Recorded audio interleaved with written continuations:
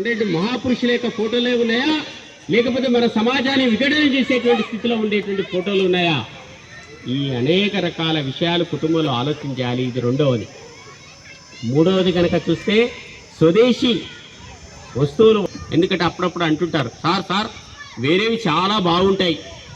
వేరేవి బాగుంటాయి, కానీ అది అవసరమైతేనే వాడండి. అవసరం లేనప్పుడు దానికి సంబంధించినటువంటి ఒక మన్నిక తక్కువ ఉన్నప్పటికీ స్వదేశీ వస్తువులు వాడాలి.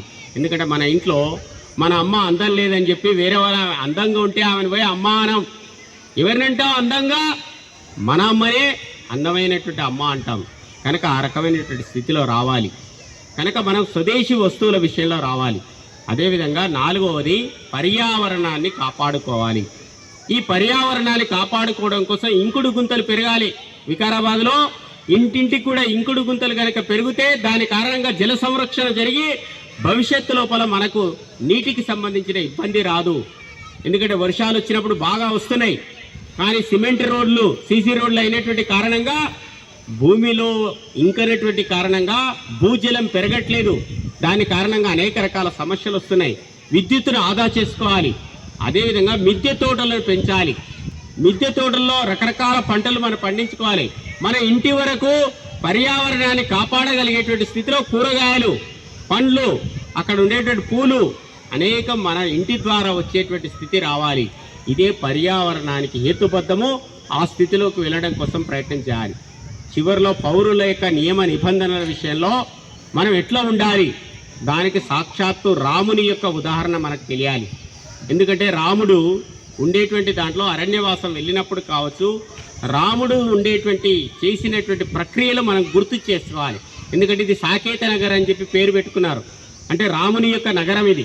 ఈ రాముని యొక్క నగరంలో రాముని యొక్క లక్షణాలు మనకున్నాయా? ఒక్కసారి ఆలోచన చేయాలి.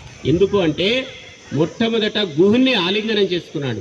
గూడు ఏ కులం అనేటువంటి చూల్లే గుహుని ఆలింగనం చేసుకున్నాడు. శబరి ఇచ్చినటువంటి ఎంగిలి పళ్ళను తిన్నాడు. జటాయు యొక్క పక్షిని దహనం చేశాడు. అటువంటి రాముడు మనకు ఉండేటువంటి ఆదర్శనీయుడు కావాలి అంటే రామునిలో ఉండేటువంటి గుణగణాలను మనం నేర్చుకోవాలి. ఎందుకంటే రాముడు మనకు తెలుసు పౌరుని యొక్క విధులు, నియమాలు, పద్ధతులు ఎట్లా ఉంటాయి. అప్పుడప్పుడు వికారాబాద్లో కూడా టౌన్లో వెళ్తుంటాం. వెళ్ళేటప్పుడు వెహికల్ మీద పోతుంటాం. వెహికల్ మీద ఇద్దరే పోవాలి, కానీ ముగ్గురు పోతారు. ముగ్గురు వెళ్ళిన తర్వాత అక్కడ చిట్ట చివరిలో వెళ్ళిన తర్వాత హెల్మెట్ పెట్టుకోవాలి, కానీ హెల్మెట్ పెట్టుకోరు. హెల్మెట్ పెట్టుకోకుండా అక్కడ ఉండేటువంటి యూటర్న్ తీసుకోవాలి. యూటర్న్ కంటే ముందే యూటర్న్ కాకమునిపే ఆయన్ని రకరకాల పద్ధతిలో ఎడమ వైపు నుంచి వెళ్లకుండా కుడి వైపు నుంచి వెళ్తుంటాడు. ఏంది అంటే నియమం. ఎవరు చూస్తున్నాడు? పోలీసులు ఉన్నారా? ఏం లేరు, అవసరం లేదు, రా, మాకు అలవాటే, మేము ఇట్లే పోతుంటాం. కానీ రాముని యొక్క జీవితంలో ఒక చిన్న సంఘటన చెప్తాను. మనకందరూ తెలుసు, కిష్కిందా నగరంలో అక్కడ ఉండేటువంటి వాలిని చంపిన తర్వాత సుగ్రీవుడు పట్టాభిషేకం జరగాలి. సుగ్రీవుడి యొక్క పట్టాభిషేకం అప్పుడు అక్కడ అడుగుతాడు, అయ్యా సుగ్రీవుడు, నా పట్టాభిషేకానికి మీరే రావాలి. రాముడు పోతే కైకేయి ఏమనకపోవు. అందుకే కైకేయి వద్దు అయ్యా, అరణ్యవాసం వెళ్ళొద్దు, రా అని చెప్పి నేను ఇచ్చినటువంటి 2 వరాల కోరికలు కూడా వాపసు తీసుకుంటున్నా అని చెప్పింది ఆమె. కానీ రాముడు వినలే. రాముడు అరణ్యవాసానికి వెళ్ళాడు. వెళ్ళిన తర్వాత అక్కడ కైకేయికి 2 కోరికలు ఏంటంటే అరణ్యవాసంలో ఉండాలి తప్ప నగరవాసానికి వెళ్ళొద్దు. దాని కారణంగా రాముడు అరణ్యవాసంలో ఉంటూ లక్ష్మణుని పంపించాడు పట్టాభిషేకానికి.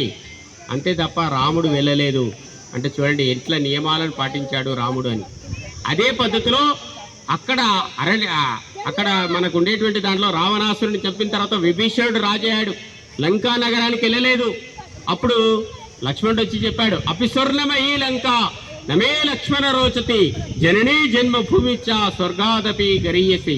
అబ్బా, లంక ఎంత బంగారమయం, లంకలో నాకు ఉండాలని చెప్పి అనిపిస్తుంది అని రకరకాల కోరికలు కోరితే, కాదు, జనని జన్మభూమి, మనకు కన్న తల్లి, మనం పుట్టినటువంటి ఊరు, ఇవి గొప్పది, కనుక మనం వెళ్దాం అయోధ్యకే అని చెప్పి రాముడు తీసుకొని వచ్చాడు లక్ష్మణ్ని తప్ప లేదు.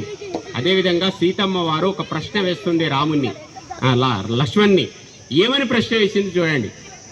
రాముని యొక్క చరణాలు అందంగా ఉంటాయా, సీతమ్మ నా చరణాలు అందంగా ఉంటాయా అని. అప్పుడు లక్ష్మణుడు ఏం చెప్పాలి చెప్పండి?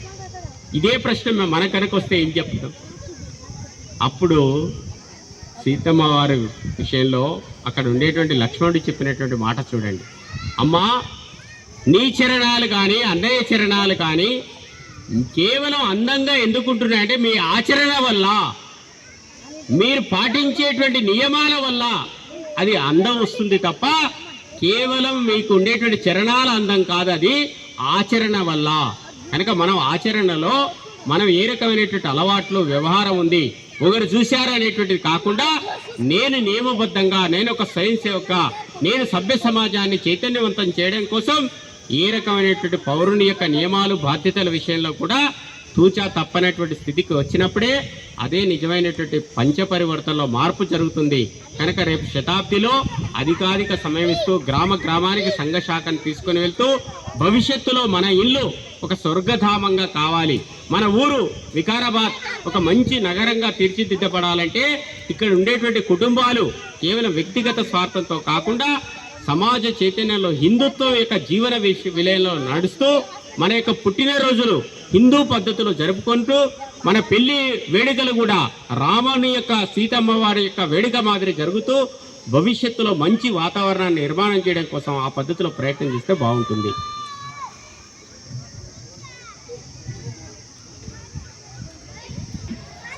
మన రాష్ట్రీయ స్వయం సేవక్ సంఘ్ భగత్ సింగ్ శాఖ వార్షికోత్సవానికి మనము ఆహ్వానించిన వెంటనే అంగీకరించి ఈ కార్యక్రమానికి వేదికపైకి వచ్చినటువంటి ముఖ్య అతిథి శ్రీమాన్ కొత్తూరి సంగమేశ్వర్ గారికి మరియు జగదీశ్వర్ గారికి మరియు నాతోటి స్వయం సేవక బంధువులకు మరియు ఈ బస్సి పెద్దలందరికీ, స్వయం సేవక కుటుంబాలకు, మాతలకు అందరికీ, మరియు ఈ ప్రాంగణం మహాలక్ష్మి దేవి ఆలయం ఈ ప్రాంగణంలో ఈ కార్యక్రమం నిర్వహించుకునే అవకాశం ఇచ్చినటువంటి ఆలయ కమిటీకి ఈ భగత్ సింగ్ శాఖ తరపున కృతజ్ఞతలు, ధన్యవాదాలు తెలియజేస్తాం.